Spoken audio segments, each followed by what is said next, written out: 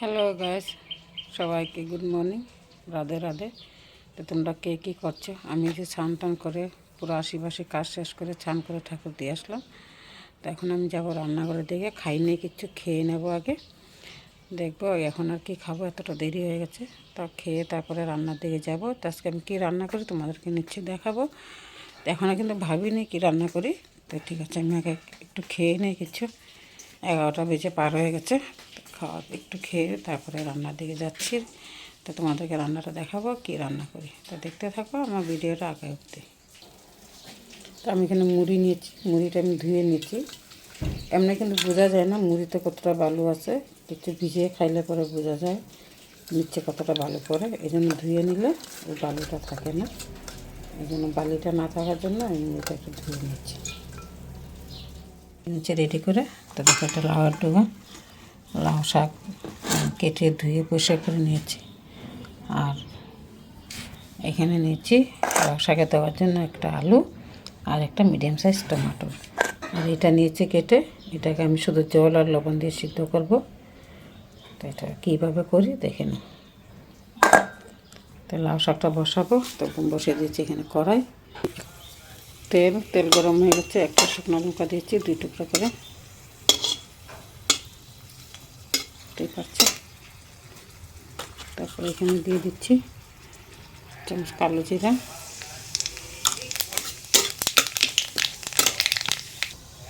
প্রথমে দিয়ে দিচ্ছি আলুটা,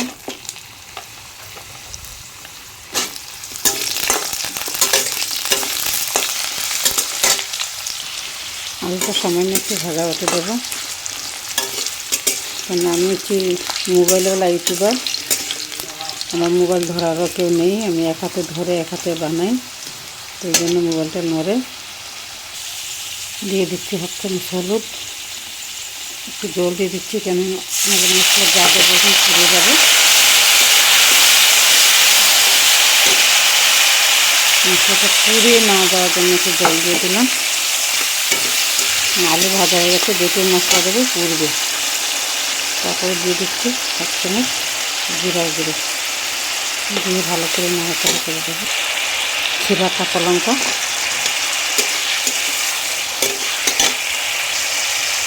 পরিমাণ মতো নুনটা একটু কম বেশি করে রাখা যাবে, চামচ একটু দিয়েছি। এখন ভালো করে মশলাটাকে ভেজে নেব। দেখতে পাচ্ছে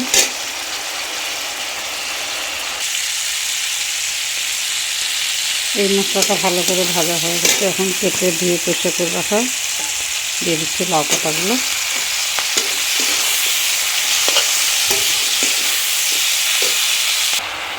ভালো করে নাড়াচাড়া করে মিক্স করে আমি একটু ঢাকা দিয়ে দেবো। নাড়াচাড়া করলে এটা মজে যাবে। কতটা কমে গেছে, কতটা ছিল।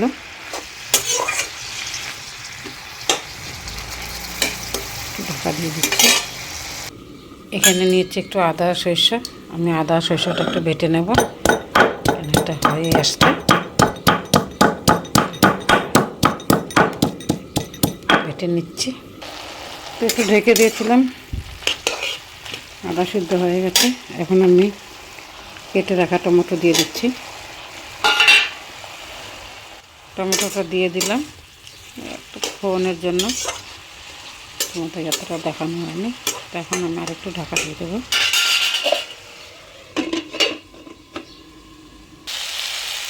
দেখতে পাচ্ছ এটা প্রায় হয়ে আসছে। আমি জল দিইনি এটাতে, কিন্তু দুবার পাতার দুটো জল এটা দিয়ে হয়ে গেছে সিদ্ধ। এখন আমি আদা সরষেটা বেটেছিলাম যে এটা দিয়ে দেবো। ঠিক আছে, এটা ধুয়ে একটু জল দেবো, আর এক্সট্রা জল দেবো না।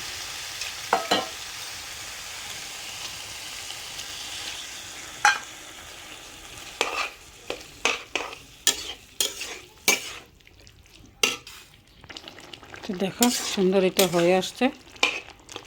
এখন দিয়ে দেবো একটু এটার উপর দিকে কাঁচা তেল।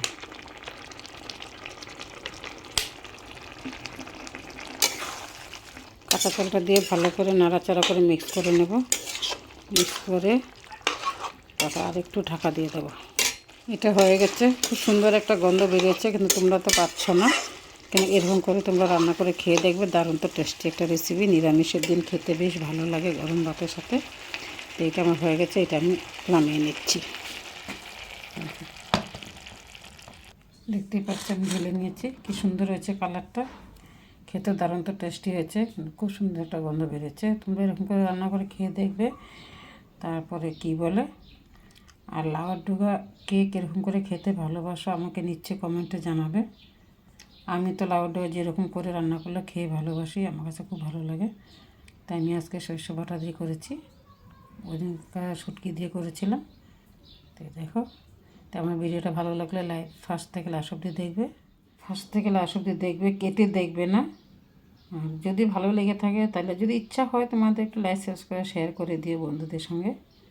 কি বলবো, আমার ভিডিওগুলি চলছেই না, তোমরা তো ঠিকমতো দেখছো না, কি করছো না, আমি বানাতে পারছি না, জানি না। তো দেখতে থাকো, কেটে দেখো না। ঠিক আছে, সবাইকে বাই বাই, করবো না। তো দেখো, এখানে আমি কড়াই বসেছি, কড়াইতে দিয়েছি জল, দিয়ে দিচ্ছি 3টা কাঁচা লঙ্কা ছিঁড়া, তারপর দিচ্ছি পরিমাণ মতো নুন, লবণটা দিয়ে জলটা আমি গরম জলে দিয়েছি, ঠান্ডা জল দিইনি, অনেকটা সময় লাগবে করতে। এটা কুকারে দিয়েও 1 সিটি মারলে হয়ে যায়। আমার কুকারে ভাত হয়ে গেছে, এই জন্য আমি কড়াইতেই সিদ্ধ করছি। দেখো এইভাবে সব ছেড়ে দেবো। এখানে আছে পেঁপে, টমেটো একটা, বিনস, আরও আলু, গাজর দিয়ে আমি সিদ্ধ করি। এখন এটাকে আমি ঢাকা দিয়ে দিচ্ছি কমসে কম 15-20 মিনিটের জন্য। দেখতে পাচ্ছ সিদ্ধ হয়ে গেছে, এটাকে বলে বয়েল। কী করবো, ফ্যাটি লিভার, বেশি তেল মশলা খেতে পারি না, তাও তো মাঝে মধ্যে খেয়ে নেই। হয়ে গেছে, এখন এটাতে শুধু দিয়ে দেবো একটু ধনিয়া পাতা কুচি, দেখতেই পাচ্ছ, আর কিচ্ছু দেবো। ব্যাস, এরকম করে যার পেটের প্রবলেম আছে, গ্যাসের প্রবলেম বা ফ্যাটি লিভার, হজম শক্তি কম, এরকম করে খেতে পারো। টেস্ট লাগে, কিন্তু গরম গরম ভাত দিয়ে বেশ ভালো লাগে খেতে। তো আমি তো ম্যাক্সিমাম এরকম করে খাই, মাঝে মধ্যে প্রায় সময় খাই।